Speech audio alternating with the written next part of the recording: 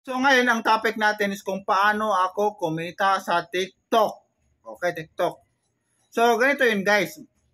Meron akong dalawang pinagkakitaan sa TikTok. Unang-una, ipapakita ko sa inyo itong TikTok affiliate.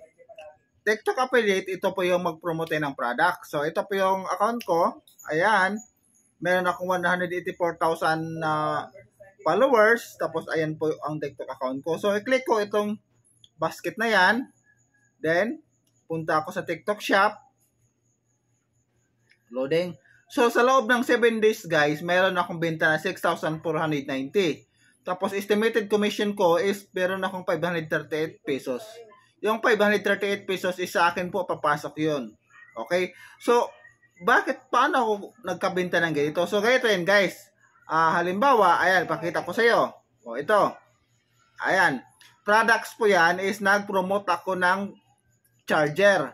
So ang charger na yan, pag i-click mo, ayan, may bibili dyan. Pag add to cart nila, tapos na deliver sa kanila na bayaran, papasok sa akin ang commission. So ang commission ko dyan is 20 pesos yata. Oh. Ganun po ang TikTok affiliate. So magkano ba ang kita ko sa TikTok affiliate? So ito, papakita ko sa inyo.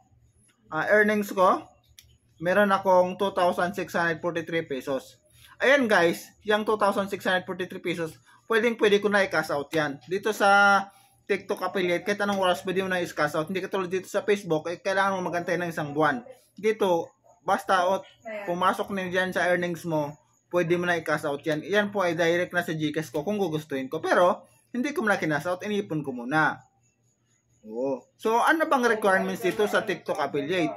Sa TikTok affiliate naman is kailangan mo lang naman ng 1,000 followers at kailangan madaldal ka, marunong ka gumawa at marunong ka mag-promote ng products para magkabenta ka.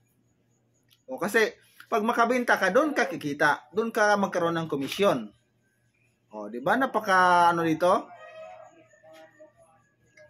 Kaya kung ikaw, magaling ka naman gumawa ng content, tapos ito sa Facebook, hindi ka pinalad, hindi ka na-monetize, baka sa TikTok yung, ano mo, ang tawag ito sa TikTok yung swerte mo. Kaya kung ako sa iyo, ambisahan mo na, mag-ipon ng 1,000 followers. Kung kinaya ko, kinaya nila, walang dahilan para hindi mo kakayanin. So, mayroon pang isa tayong pinagkakitaan sa TikTok, next upload na rin natin kung interesado ka. Kung interesado ka, kung may katanungan ka, pwede ka mag-comment dyan. Handa akong sagutin ang mga katanungan mo. Okay? God bless.